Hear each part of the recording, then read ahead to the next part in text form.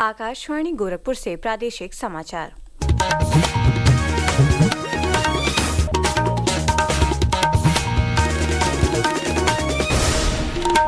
नमस्कार, समाचार बुलेटिन के साथ मैं वैष्णवी त्रिपाठी। पहले मुख्य समाचार। 12 घंटे की चर्चा के बाद राज्यसभा में भी ध्वनि मत से पारित हुआ वक्फ संशोधन विधेयक। केंद्र सरकार ने कहा, राष्ट्र के हित में है ये विधेयक। थाईलैंड यात्रा के दौरान प्रधानमंत्री नरेंद्र मोदी ने की महाकुंभ की चर्चा। कहा, इस आयोजन ने वैश्विक शांति और सामंजस्य का दिया संदेश। निषाद राजगुहा के जन्मोत्सव पर मुख्यमंत्री ने प्रयागराज में 579 करोड़ रुपए की विकास परियोजनाओं का किया लोकार्पण और शिलान्यास। श्रृंगवेरपुर को आध्यात्मिक पर्यटन का केंद्र बनाने की घोषणा की। और लखनऊ के इकाना स्टेडियम में लखनऊ सुपर जायंट्स और मुंबई इंडियंस की टीम के बीच आज शाम खेला जाएगा आईपीएल 2025 का 16वां मैच। और अब समाचार विस्तार से।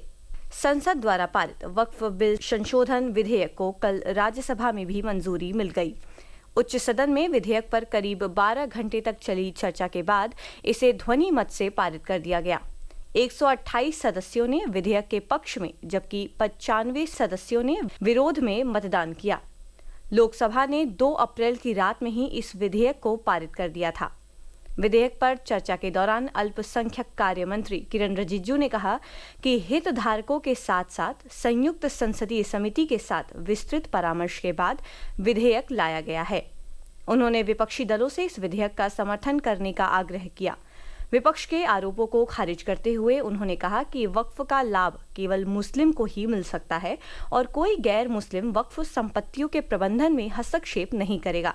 उन्होंने कहा कि वक्फ बोर्ड को समावेशी बनाने के लिए इसमें मुसलमानों के सभी संप्रदायों और महिलाओं का प्रतिनिधित्व होगा।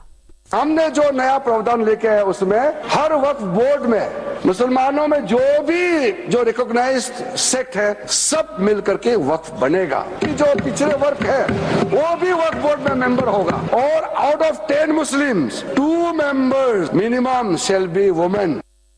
केंद्रीय मंत्री और नेता सदन जगत प्रकाश नड्डा ने कहा कि विधेयक राष्ट्र हित में है।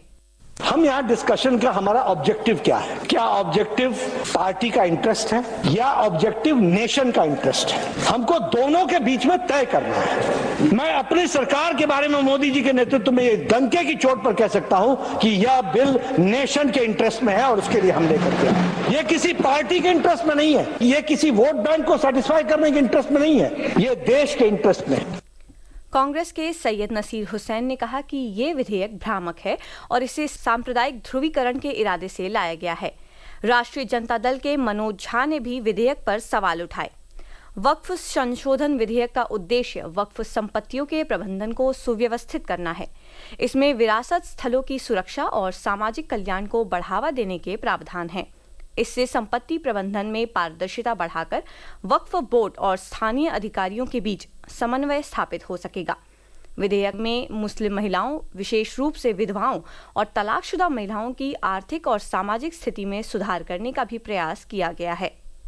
प्रधानमंत्री नरेंद्र मोदी और थाईलैंड की प्रधानमंत्री पेतोंगतान शिनावात्रा के बीच बैंकॉक में कल द्विपक्षीय वार्ता के बाद कई अहम समझौते किए गए। इस मौके पर प्रधानमंत्री ने दोनों देशों के संबंधों पर प्रकाश डालते हुए महाकुंभ की भी चर्चा की। इस वर्ष भारत में महाकुंभ में भी हमारा पुराना कनेक्शन दिखाई दिया। थाईलैंड समेत अन्य देशों से 600 से अधिक बौद्ध श्रद्धालु इस आध्यात्मिक और सांस्कृतिक सभा का हिस्सा बने। इस आयोजन ने वैश्विक शांति और सामंजस्य का संदेश दिया। थाईलैंड सरकार ने श्री मोदी की यात्रा के अवसर पर 18वीं शताब्दी के रामायण भित्ति चित्रों को दर्शाते हुए एक विशेष डाक टिकट भी जारी किया। प्रधानमंत्री नरेंद्र मोदी के अगले हफ्ते प्रस्तावित वाराणसी आगमन की तैयारियों को परखने के लिए मुख्यमंत्री योगी आदित्यनाथ कल 2 दिवसीय दौरे पर वाराणसी पहुंचे। इस दौरान मुख्यमंत्री ने मेहंदीगंज राजा तालाब में प्रधानमंत्री के जनसभा स्थल का निरीक्षण किया। उन्होंने जिला प्रशासन के अधिकारियों, भाजपा के पदाधिकारियों और जनप्रतिनिधियों के साथ बैठक कर सुरक्षा व्यवस्था सहित प्रधानमंत्री के कार्यक्रम में प्रस्तावित लोकार्पण और शिलान्यास से जुड़ी परियोजनाओं के बारे में जानकारी दी। इसके बाद उन्होंने श्री राम मंदिर के पुनर्निर्माण के लिए आयोजित शिलान्यास कार्यक्रम में भी हिस्सा लिया। इस अवसर पर मुख्यमंत्री ने कहा कि भगवान श्री राम का प्राचीन मंदिर भव्य एवं दिव्य रूप में एक बार फिर से जगमगाकर अपनी प्राचीन गौरव परंपरा के साथ आगे बढ़ता रहे। इसी क्रम में मुख्यमंत्री ने प्रधानमंत्री के संसदीय जनसंपर्क कार्यालय पहुंचकर लोगों की समस्याएं सुनी और अधिकारियों को उनके निस्तारण का आदेश दिया। प्रादेशिक समाचार आप आकाशवाणी गोरखपुर से सुन रहे हैं। ये समाचार बुलेटिन हमारे YouTube channel AIR news Gorakhpur और X हैंडल AIR_GKP पर भी उपलब्ध है। मुख्यमंत्री योगी आदित्यनाथ ने कल भगवान निषादराज गुहा के जन्मोत्सव पर प्रयागराज में 579 करोड़ रुपए की 181 विकास परियोजनाओं का लोकार्पण और शिलान्यास किया। उन्होंने प्रयागराज के श्रृंगवेरपुर में भगवान राम और राजा निषाद से जुड़ी कथाओं और एक जनपद एक उत्पाद ODOP पर आधारित प्रदर्शनी का शुभारंभ भी किया। इस मौके पर मुख्यमंत्री ने श्रृंगवेरपुर को आध्यात्मिक पर्यटन का केंद्र बनाने की घोषणा की। उन्होंने कहा कि महाकुंभ की वजह से प्रयागराज का चौतरफा विकास हुआ है। डबल इंजन की ये सरकार अपने पूर्वजों की विरासत को फिर से भव्य रूप से स्थापित करने का काम कर रही है और महाकुंभ के बहाने आज हमारा प्रयागराज स्मार्ट सिटी से भी आगे बढ़ चुका है और प्रयागराज महाकुंभ के बहाने लेटे हुए हनुमान जी का भी एक कॉरिडोर का निर्माण हो गया है। अक्षयवट कॉरिडोर बन गया है, मां सरस्वती कॉरिडोर बन गया है। ये प्रयागराज की नई मणियां जुड़ी है, नए पहचान प्रयागराज को मिले हैं। मुख्यमंत्री ने कार्यक्रम के दौरान निषादराज वोट सब्सिडी योजना के तहत 1100 नाविकों को 3 करोड़ 20 लाख रुपए, मत्स्य संपदा योजना के तहत 1400 मत्स्य पालकों को 20 करोड़ रुपए और किसान क्रेडिट कार्ड के जरिए 138 करोड़ रुपए के ऋण वितरित किए। प्रधानमंत्री आवास योजना ग्रामीण के तहत पात्र परिवारों के सर्वेक्षण की तिथि 30 अप्रैल तक बढ़ा दी गई है। इस योजना के सर्वेक्षण का कार्य 27 दिसंबर 2024 से चल रहा है।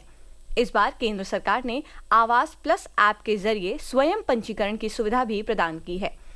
अब तक प्रदेश में 41,50,000 से ज्यादा परिवारों का विवरण आवास प्लस ऐप पर पंजीकृत हुआ है।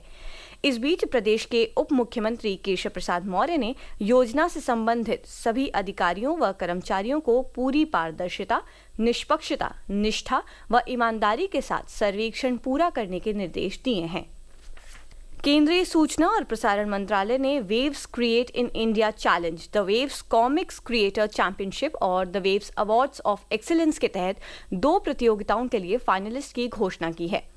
मेरठ के मोहित शर्मा और बरेली के विंध्यर्ष मिश्र ने फाइनल सूची में जगह बनाई है। 1 से 4 मई 2025 तक मुंबई में आयोजित होने वाले विश्व ऑडियो विजुअल और मनोरंजन शिखर सम्मेलन में विजेताओं की घोषणा की जाएगी। IPL 2025 के 16वें मैच में आज लखनऊ सुपर जायंट्स और मुंबई इंडियंस की टीम के बीच मैच खेला जाएगा। यह मैच लखनऊ के भारत रत्न अटल बिहारी वाजपेयी इकाना क्रिकेट स्टेडियम में शाम 7:30 बजे से होगा। प्रदेश के झांसी जिले में आज से 15वीं हॉकी इंडिया सीनियर पुरुष राष्ट्रीय चैंपियनशिप का शुभारंभ हो रहा है। 15 अप्रैल तक चलने वाली इस चैंपियनशिप में 31 राज्यों की टीमें हिस्सा लेंगी। क्षेत्रीय क्रीड़ा अधिकारी सुरेश बोनकर ने बताया कि चैंपियनशिप में टीमों को A-B-C ग्रुप में रखा गया है, जिसमें ग्रुप B और C का लीग मैच 4 से 9 अप्रैल तक होगा। ग्रुप A की टॉप टीमों में उड़ीसा, महाराष्ट्र, मध्य प्रदेश, झारखंड, तमिलनाडु, मणिपुर, उत्तर प्रदेश और पंजाब की टीमें शामिल हैं।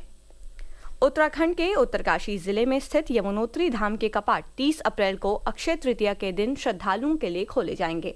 गंगोत्री के कपाट भी इसी दिन और केदारनाथ धाम के कपाट 2 मई जबकि बद्रीनाथ धाम के कपाट 4 मई को खुलेंगे।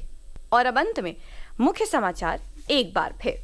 12 घंटे की चर्चा के बाद राज्यसभा में भी ध्वनि मत से पारित हुआ वक्फ संशोधन विधेयक। केंद्र सरकार ने कहा राष्ट्र के हित में है ये विधेयक। थाईलैंड यात्रा के दौरान प्रधानमंत्री नरेंद्र मोदी ने की महाकुंभ की चर्चा, कहा इस आयोजन ने वैश्विक शांति और सामंजस्य का दिया संदेश।